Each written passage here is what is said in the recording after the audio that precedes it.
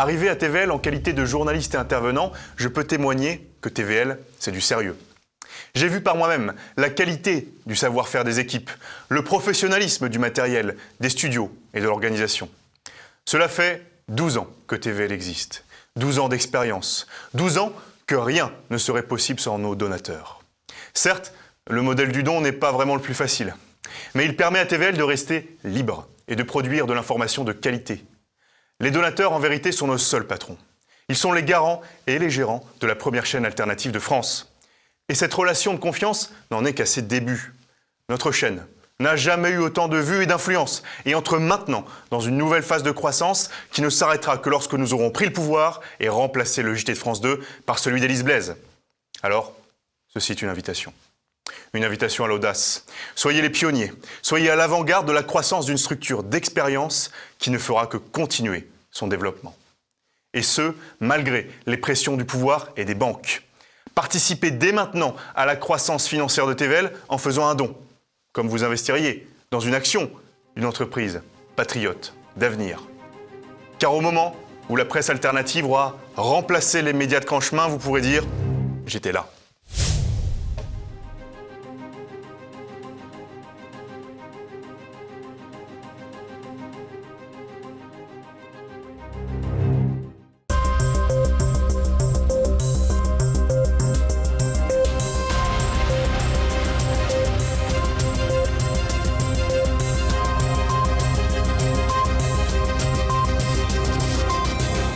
Madame, monsieur, bonsoir. Je suis très heureuse de vous retrouver. Au programme de cette édition, un gouvernement à l'agonie qui cherche des économies face au déficit public. Et dans un contexte morose, François Bayrou est à la peine et il pourrait finir par recourir à la technique bien connue des hausses d'impôts. Nous évoquerons ensuite le Forum des BRICS organisé à Rio dans 2 jours. Nous parlerons des enjeux et des défis de ce grand rendez-vous du Sud global. Et puis nous reviendrons sur les places manquantes dans les prisons françaises. Malgré les promesses successives des gouvernants, les constructions ne sont pas à la hauteur des enjeux sécuritaires. Où Bayrou va-t-il trouver des sous? Le gouvernement cherche à tout prix à faire des économies, mais il doit faire des choix. Il pourrait bien opter pour une hausse d'impôts. Olivier Frère-Jacques.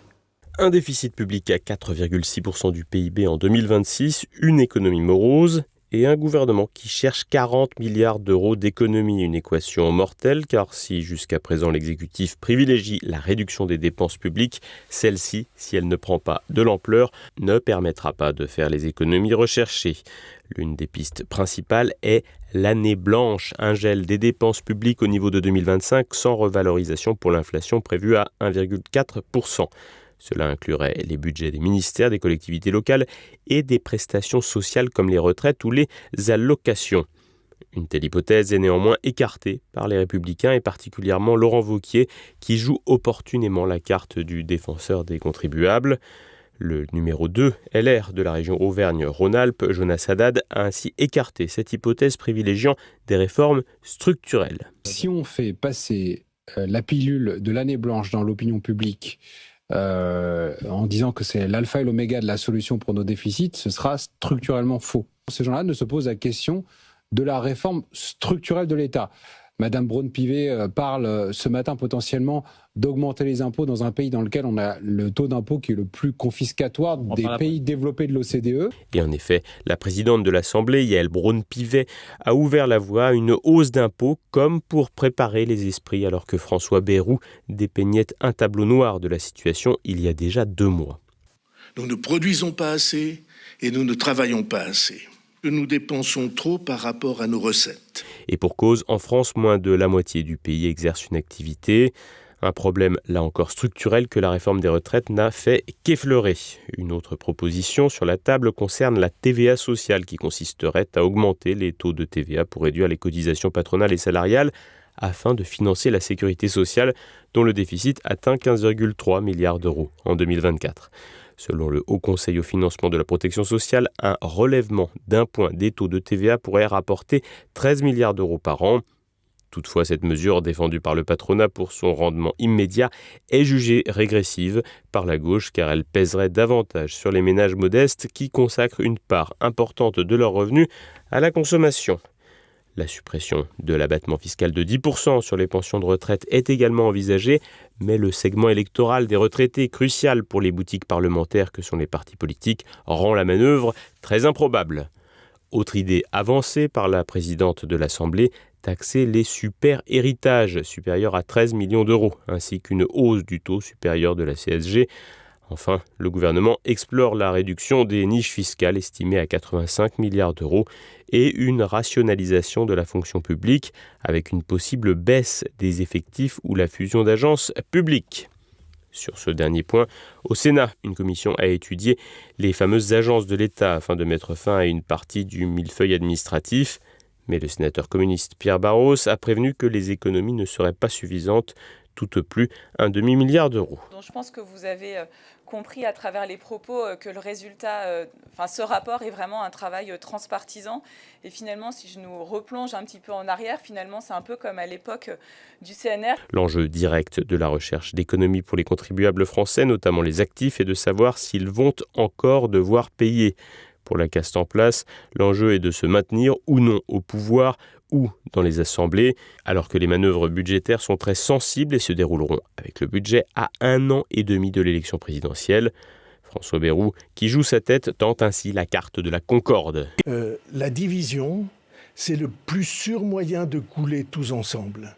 Et c'est pourquoi je plaide, pas depuis aujourd'hui, mais depuis les premiers pas que j'ai faits dans la vie publique, je plaide pour la réconciliation et pour la mobilisation des énergies, pour les gens qui se rassemblent plutôt que les gens qui se divisent et qui se séparent. Enjeu électoral pour les élus, financier pour les Français, le budget de la rentrée devrait largement occuper l'actualité dans les mois à venir. En fin de quinquennat et avec une assemblée morcelée, l'hypothèse de réforme structurelle est hautement improbable, mais la perspective de hausse d'impôts, elle, est hautement explosive politiquement. Ce sera donc le marteau ou l'enclume.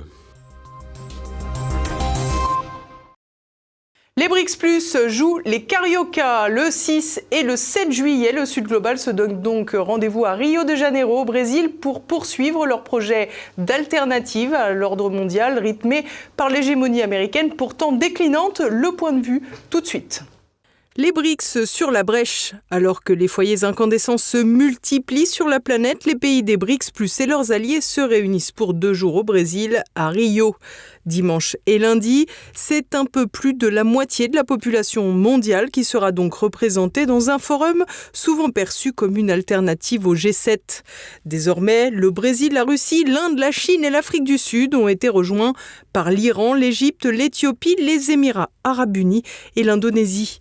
Plus de 32% du PIB mondial sont donc réunis à Rio, hors pays observateurs ou invités. C'est donc une part supérieure à celle du G7 depuis 2023. 8 mois après la réunion de Kazan en Russie, le président brésilien Lula da Silva sait d'ores et déjà que 2 grands absents se feront sentir.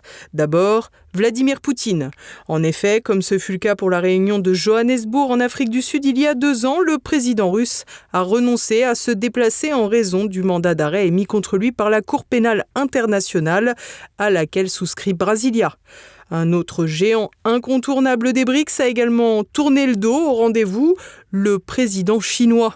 Si Pékin l'explique par une incompatibilité d'agenda, tout en rappelant que le Premier ministre Li Qiang sera sur place, à l'instar du ministre des Affaires étrangères russe Sergueï Lavrov, d'autres voix plus polémiques ont émis l'hypothèse que la Chine n'aurait pas goûté la présence du Premier ministre indien Narendra Modi comme invité d'honneur du dîner d'État donné par Lula.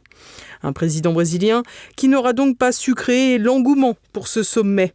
Il faut dire que l'ancien détenu a le don pour troubler les pistes. D'abord, l'organisation prématurée de ce sommet pour ne pas empêcher la tenue de la cérémonie du greenwashing mondial, la COP30, organisée à Belém en Amazonie fin octobre, moment où aurait dû se tenir la rencontre des BRICS. En réalité, tout porte à croire que ce sommet du Sud global devrait mettre en relief davantage de failles que lors de celui de Kazan. Parmi les raisons évoquées, une forme de crise de croissance. En effet, c'est désormais un ensemble de 10 pays qui se sont réunis et ils semblent former une masse critique à la croisée des chemins. Les projets complexes de monnaie commune ont avant tout contribué à une forme de dédollarisation de l'espace, incitant certes les échanges à se faire en roubles, en roupies et bien sûr en yuan.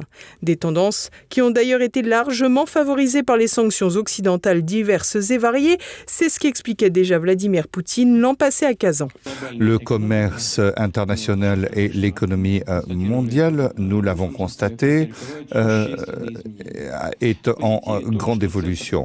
Ce qui est positif, c'est que le centre des activités économiques se trouve maintenant dans des marchés en développement. Se forment des nouveaux modèles économiques qui connaissent une nouvelle croissance, notamment dans le sud et l'est du monde, et donc dans tous les États des BRICS. Bien sûr, tout ceci revêt un potentiel de crise et de tensions géopolitiques. La croissance chronique se poursuit, se renforce la poursuite du protectionnisme, des sanctions et d'une concurrence déloyale. Pour ce qui est des économies des BRICS, eh bien, elles démontrent une certaine stabilité grâce à des politiques macroéconomiques et des décisions d'investissement stables. Toutefois, si de très nombreux partenariats sont tissés entre les membres, de plus en plus de dissensions naissent à mesure de l'élargissement. Bien sûr, l'objectif des BRICS est de rassembler des pays qui se concentrent sur leur convergence et leurs envies de coopération. Mais la volonté de mettre les désaccords de côté ne les efface pas pour autant. Dans ce cadre, ils sont aussi un frein à l'élargissement. Ainsi, l'Inde refuse catégoriquement l'arrivée du Pakistan quand le Brésil s'oppose à l'entrée du Venezuela. Les candidatures sont toutefois devenues des gestes politiques très forts. Ainsi, la Turquie a envoyé un message clair à l'UE en faisant état de sa volonté de rejoindre les BRICS+. L'objectif, tourner le dos à l'hégémonie occidentale sous domination américaine. Les BRICS sont aussi à l'épreuve de la guerre. La Russie, avec l'Ukraine, mais aussi plus récemment l'Iran face à Israël, renforce l'impression de bloc contre bloc. Un sentiment amplifié au sein des BRICS à cause d'un véritable fléau géopolitique, l'obsession de la géométrie variable dans le droit international. Un problème capital auquel les BRICS n'ont pour l'heure pas véritablement trouvé de solution alternative pour fonder un nouvel ordre mondial. Retour en France où la question de la surpopulation carcérale a été ravivée par la canicule. Alors que les promesses sur ce dossier sont devenues de véritables serpents de mer, le ministre Gérald Darmanin patauge toujours. Renaud de Bourleuf. Ça chauffe dans les prisons. Après plusieurs jours de canicule, les centres pénitentiaires se sont retrouvés dans le viseur. En cause, la situation insoutenable pour les détenus dans des bâtiments vétustes où les prisonniers sont parfois à 3 dans une cellule de 7 mètres carrés. Une situation qui devient très vite ingérable. Le personnel pointe une montée des tensions avec des difficultés pour assurer un approvisionnement en nourriture et un accès supplémentaire aux douches. À titre d'exemple, dans une note interne adressée au magistrat, le directeur interrégional des services pénitentiaires de Toulouse a prévenu qu'il ne pourra bientôt plus incarcérer de nouveaux détenus. Le problème fait en effet ressurgir le serpent de mer de la surpopulation carcérale. 84 000 détenus pour 62 000 places, soit une densité d'environ 160%. Plus de 5 000 personnes dorment sur des matelas au sol. La promesse de campagne d'Emmanuel Macron en 2017 n'aura donc pas vraiment porté ses fruits. Nous devons construire davantage de places de prison. 15 000 places de prison seront construites, ce qui permettra de respecter l'exigence légale d'incarcération en cellule individuelle. Non seulement les 15 000 places n'ont pas été livrées à la fin du quinquennat, mais 2 ans après l'échéance, en 2024, un tiers seulement avait été réalisé. Jeudi, le garde des Sceaux, Gérald Darmanin, énonçait ses justifications. Parce qu'Emmanuel Macron n'a pas tenu sa promesse de construire 15 000 places de prison. Vous oubliez le Covid qui nous a empêchés pendant 1 an et demi de travailler correctement. Si le Covid a toujours eu bon dos en Macronie, rappelons que dès la première année du quinquennat d'Emmanuel Macron, bien avant la crise sanitaire donc, les exigences étaient déjà revues à la baisse. En réalité, 10 000 places à la fin de ce quinquennat 2022. Et dès l'année suivante, les objectifs sont une nouvelle fois rabaissés. Donc 7 000 dès 2020-2022. Le chantier avance plus lentement qu'il ne recule. Ainsi, le nouveau centre pénitentiaire de Caen a été ouvert en octobre 2023. Aujourd'hui, le taux d'occupation du centre pénitentiaire est déjà de plus de 110% pour les femmes et de 115% pour les hommes. Pendant ce temps, Gérald Darmanin tâtonne pour trouver des solutions. Après les locations de places à l'étranger, difficiles à mettre en œuvre pour des raisons juridiques, mais aussi à cause de l'éloignement des détenus de leur famille, une nouvelle idée a été mise sur la table. Le ministre de la Justice lance un plan de 3000 places supplémentaires dans des prisons modulaires destinées aux détenus peu dangereux, délits routiers, violences conjugales ou courtes peines. Ces 3000 places vont prétendument être construites en 18 mois sur des terrains pénitentiaires, mais à l'extérieur des enceintes actuelles, pour limiter les risques de sécurité. L'autre proposition, non moins savoureuse, est la réhabilitation d'EHPAD fermés en centres pénitentiaires temporaires. Ces choix suscitent déjà des critiques liées au manque de personnel. 7000 agents manquent déjà. C'est en effet un autre problème. Les établissements sont à 88% de leurs effectifs, alors que toutes les prisons souffrent de surpopulation. Peut-être y a-t-il aussi un autre problème de manque d'effectifs, quelqu'un à la tête du ministère de la Justice. Et nous continuons à présent avec le rapide Tour de France. Cacher ces victimes de meurtres qui gênent le gouvernement. Fin juin, à l'Assemblée nationale, un amendement défendu par des élus de gauche, parmi lesquels les députés écologistes Clémentine Autain et Sandrine Rousseau, s'est penché sur le traitement des faits divers. L'amendement appelle à, je cite, « une réflexion éditoriale sur la place qu'occupent les faits divers dans la couverture de l'actualité ». Dans l'exposé sommaire, les députés pointent une instrumentalisation de ces faits, un domaine qu'ils connaissent bien, et nomment explicitement des victimes. Le meurtre de Lola à Paris en 2022 et celui de Thomas à Crépol en 2023. Et donc je pense que chaque ministre doit s'occuper des affaires pour lesquelles il est nommé. Après, si les gens veulent faire autre chose, ils font autre chose. Mais moi je suis garant de ça. Des propos qui visent probablement Bruno Retailleau. En effet, le ministre de l'Intérieur s'est exprimé sur la question des énergies intermittentes, affirmant qu'il faudrait abandonner le soutien public envers l'éolien et le photovoltaïque. Un domaine qui ne relève pas de sa compétence ministérielle. Reste que Bruno Retailleau est aussi le chef d'un parti. Ce qu'Emmanuel Macron comprend très bien, lui qui a fondé son propre parti en 2016, tout en étant encore ministre de François Hollande. Jeudi, le 39e dîner annuel du Conseil représentation des institutions juives, le CRIF, s'est tenu au Carrousel du Louvre à Paris. Comme le veut la tradition, le Premier ministre était invité à faire un discours après le président du CRIF, Jonathan Arfi.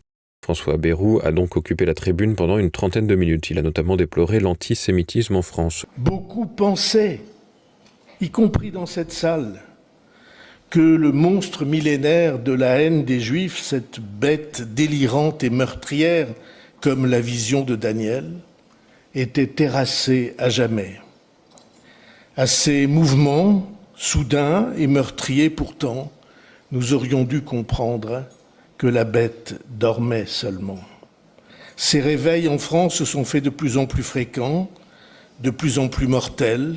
François Bayrou a également rappelé son attachement à l'âme juive, citant Charles Péguy et expliquant que certains de ses enfants avaient appris l'hébreu à Jérusalem. Ce 39e dîner du CRIF était bien sûr marqué par le conflit au Proche et au Moyen-Orient. Jonathan Arfi a ainsi déclaré à l'assistance « Il y a 40 ans, nous étions traités de sales juifs. Il y a 20 ans, de sales sionistes.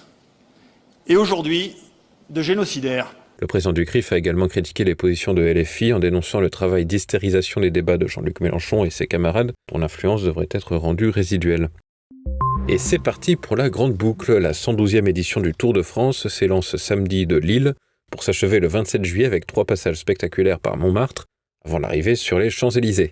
Le Slovène Tadej Pogačar, triple vainqueur, part favori après un début de saison dominateur, mais le Danois Jonas Vingegaard, double lauréat, promet un duel intense malgré une préparation perturbée. Les Français, orphelins de Bardet et Gaudu, misent sur des victoires d'étape avec Julien Alaphilippe, Lenny Martinez ou Arnaud Démare. Le parcours crescendo réserve la haute montagne pour la deuxième moitié avec des étapes clés dans les Pyrénées, le Mont Ventoux et les Alpes. La grande boucle rassemblera cette année 23 équipes pour 184 coureurs. Et l'on poursuit avec l'actualité internationale. La Big Beautiful Bill est passée. Le projet de loi budgétaire de Donald Trump a été adopté jeudi par le Congrès américain, approuvé par la Chambre des représentants avec 218 voix contre 214 après un vote serré au Sénat. Ce texte, qualifié de grande et belle loi par Trump, prolonge les crédits d'impôt de 2017, supprime l'imposition sur les pourboires et augmente les budgets de la défense et de la lutte contre l'immigration. S'il est probable qu'il limite le déclassement des Américains, il pourrait creuser la dette de 3 400 milliards de dollars d'ici 2034. 2024, selon le bureau budgétaire du Congrès. Les démocrates menés par Hakeem Jeffries dénoncent une monstruosité favorisant les riches et amputant Medicaid et SNAP, privant des millions d'Américains d'assurance santé et d'aides alimentaires. Le texte avait aussi ravivé les tensions entre Elon Musk et Donald Trump. C'est peut-être un tournant pour la politique migratoire européenne. Le ministre autrichien de l'Intérieur, Gerhard Karner, a annoncé le 3 juillet l'expulsion directe vers la Syrie d'un réfugié syrien condamné pour terrorisme, une première dans l'UE depuis le début de la guerre civile syrienne en 2011. Âgé de 32 ans et arrivé en Autriche en 2013, il avait perdu son statut de réfugié après une condamnation à 7 ans de prison en 2018 pour appartenance à l'État islamique. Les ONG immigrationnistes dénonçaient un risque de torture et de mauvais traitements en Syrie. La Cour européenne des droits de l'homme a pourtant revu sa jurisprudence et rejeté la demande de protection du réfugié en juin, alors que 9 pays européens avaient demandé en mai à la juridiction plus de latitude pour expulser les étrangers criminels. Face à la contestation, celle-ci a visiblement écouté. Depuis le 1er juillet, les Danoises pourront être appelées sous les drapeaux. En effet, le pays scandinave a adopté le service militaire obligatoire pour les femmes. Jusque-là, l'engagement était volontaire et le beau sexe représentait 24% des recrues en 2024, mais elles n'étaient pas soumises au tirage au sort qui désigne les conscrits. Le Danemark veut passer de 4700 recrues formées en 2023 à 6500 d'ici 2027, une décision qui serait moins marquée par une logique d'égalité des sexes que par des angoisses géostratégiques. La supposée menace russe en Arctique et en mer Baltique et la fin de la protection américaine qui se profile avec Trump pousse donc le pays de 6 millions d'habitants à reconstruire son armée, qu'il espère fonctionnelle. Et voilà, on arrive déjà à la fin de cette édition. Au programme de votre soirée, un nouveau numéro de Theta Clash sur la crise de la Ve République. Demain, pour le Samedi politique, j'ai reçu le journaliste indépendant Frédéric Aiguille quelques heures avant son départ à Rio pour le sommet des BRICS pour TV Liberté et nous observerons ensemble cette proposition alternative à l'ordre mondial encore dominée par les États-Unis. Dimanche, vous pourrez également retrouver les conversations. Paul-Marie Couteau s'est entretenu avec le colonel Sesma sur les nouveaux rebondissements de l'affaire du petit Grégory.